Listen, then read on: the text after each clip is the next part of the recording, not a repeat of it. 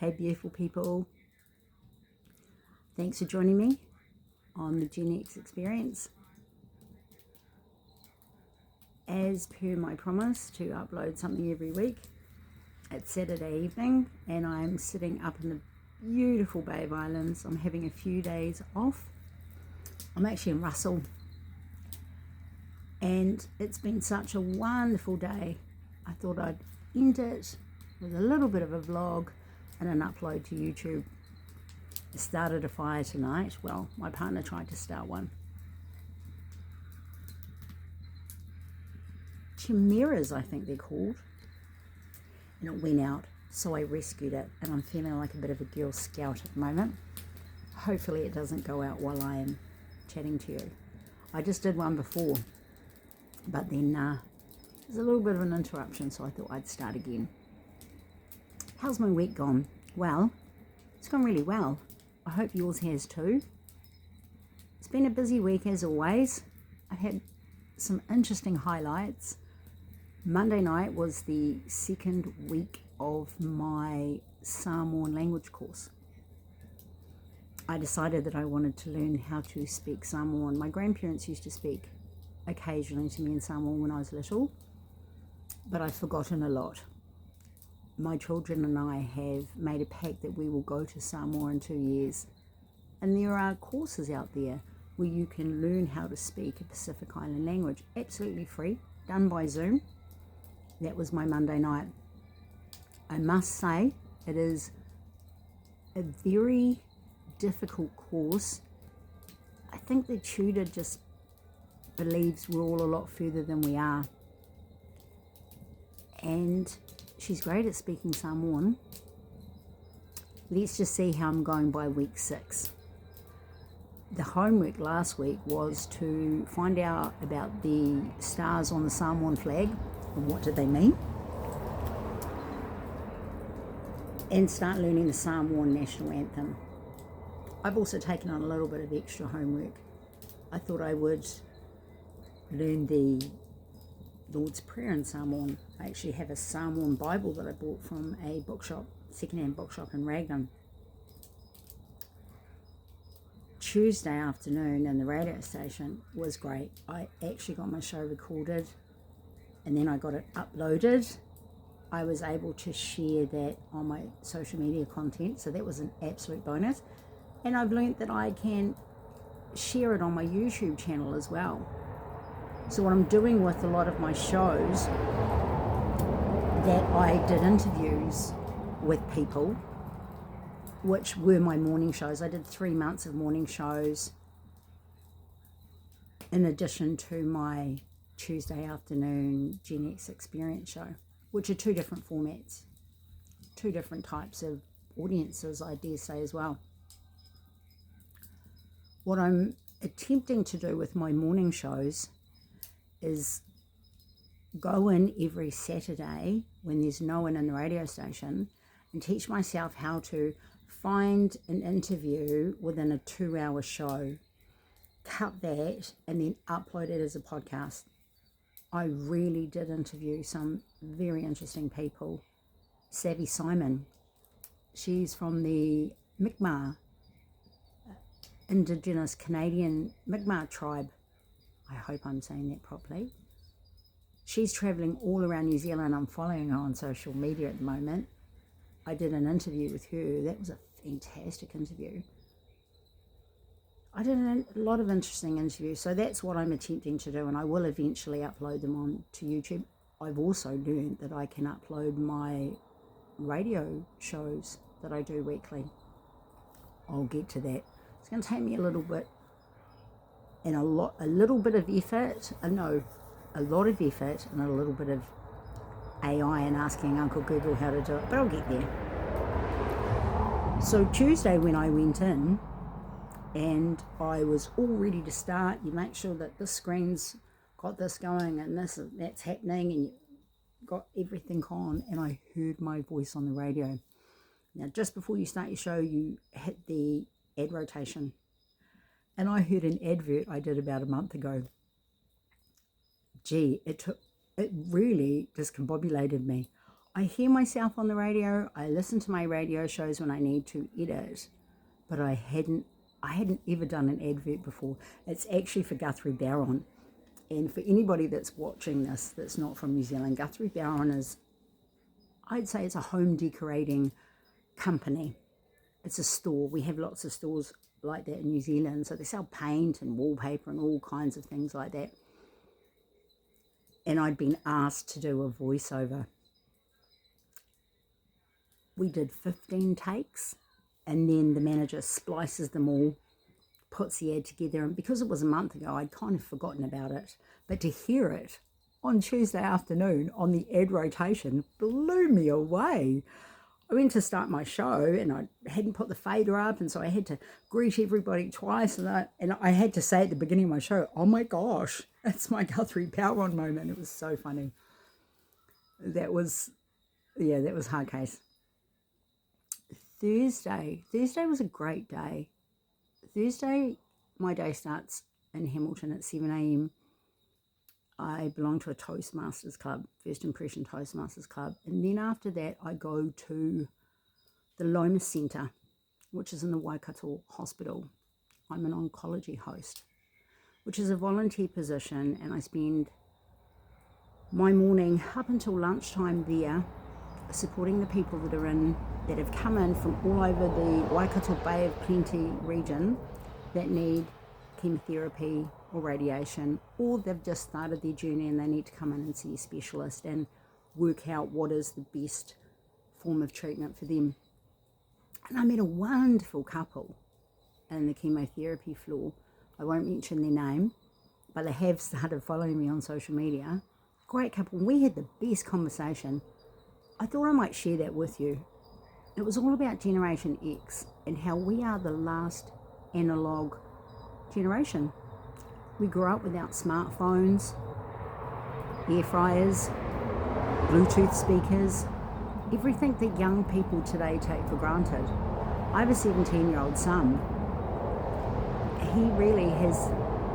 He doesn't understand a lot of the concepts I talk about when I was younger. For instance, we had a dial telephone. I remember having a conversation with him about that. And it was in one place. You had a receiver that was connected to your phone with a curly wire. Then when my daughter was born in 2000, we finally got a handheld, I beg your pardon, a cordless phone. So that meant we could actually walk around the house talking to people, but it was still a landline. When I grew up, we had an alarm clock that sat next to our bed. We had a camera that we took pictures with. And if we were taking pictures inside, we had to buy special flash bulbs. And these flash bulbs were a square and they sat on top of the camera. And excuse me, if you're Generation X, you know exactly what I'm talking about. The click flash, and then having to turn it around so you could use the second one, and you only got 4 flashes. I sometimes wonder how much space in landfill has those little flash bulbs taken up. They were used frequently. And all those film canisters that we used to use. And we had big radios. Do you remember the big ghetto blasters that we had? That took the big D batteries, and we carried these big hefty things everywhere. And we made our own mixtapes. I remember sitting by the stereo, and you'd wait for your favourite song because you wanted to record it. And what often would happen to me is I'd have to get up and go and do something, and then I'd hear my song, and I'd race back to the stereo to push record, and I'd always miss the first 5 or 10 seconds of that song. But we made our own mixtapes. All of those things now are in a small size smartphone. And as a young person, we wouldn't have dreamed that would have happened. We learnt how to type on a typewriter. When I was very small, my grandmother had a cute little typewriter that had its own little steel lid. You take that off, and that's how she would type. She wanted, for all kinds of reasons. By the time I got to high school and we had to type, we were doing, they were electric typewriters. Still typewriters though. And now we have keyboards and monitor screens. It's all so different. And all those things we had, a telephone, a camera, an alarm clock, the big chunky video cameras that you would hold, all of those things are now in one rectangle, our smartphone. And as Generation X, we've continually had to upskill and learn all these new things. For me, myself, I've been a children's entertainer for probably 26 years. I've been in the hospitality industry for 35 years. So I haven't really needed a lot of technology, a lot of software. Boy, am I making up for lost time. But we need to. If we want to evolve, we need to learn these things. There are very few jobs now that don't involve software of some sort. We laughed about even the way that we got paid was different. My first full-time job was when I was 15 years old. We got paid weekly, and it was cash. And the employers, and we laugh about it now, because employers were going to the bank once a week to take out the wages for their staff and then having to walk back to their businesses, and then the accountant would count out the cash. That would have been pretty freaky, walking around with thousands of dollars worth of cash. I guess the bigger businesses probably had, maybe they had armor guard trucks dropping off the wages, but for smaller businesses, the owners would go and get it, and they would count out your cash. And I got paid on a Thursday in a little brown envelope, and you get your cash in there, and you get a little pay slip. I earned $6.20. Boy, I thought I was loaded. I got $201 a week. That was my first full-time job when I was 15. We don't get paid like that now. Everything is electronic. It's all automated. It goes into our bank accounts. We need an EFTPOS card. Back in my day when I got a job, I would actually physically take my savings to the bank and deposit it myself. And we had bank books that had our signature on it, on a special little strip. And the bank tellers would put your bank book underneath a special black light. And that's how it would show up your signature. And so if you needed to deposit or withdraw, you needed to fill out a withdrawal slip, deposit slip. You Gen Xers know what I'm talking about. And when you think about it from that point of view, and you think how things were different, you realise how special Generation X is, and how we have evolved each and every decade. We're born in the 70s. In the 80s, microwave ovens. Oh my gosh, who knew? Then the 90s come. We start getting cell phones. Actually, I remember the first cell phones in the 80s. I worked for a real estate company up in Titirangi. I was their little office girl. And the real estate agents, few of them had car phones, which was, oh my gosh, so flash. Some of them had those big, oh gosh, it wasn't Nokia, Motorola. I'm sure they were Motorola. They were like big bricks, like this big. The big, and sometimes they'd have to leave the building, but they were massive. Those were the new cell phones. And by the time the 90s came, they were getting a little bit smaller, kind of flip ones that you could open up.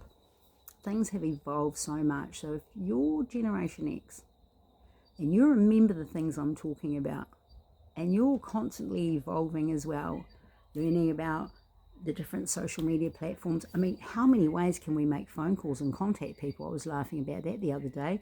We've got regular normal texts, regular normal mobile to mobile phone calls. I still have a landline, but we also have, you can message people through Instagram. You can message people through Facebook, which is Messenger.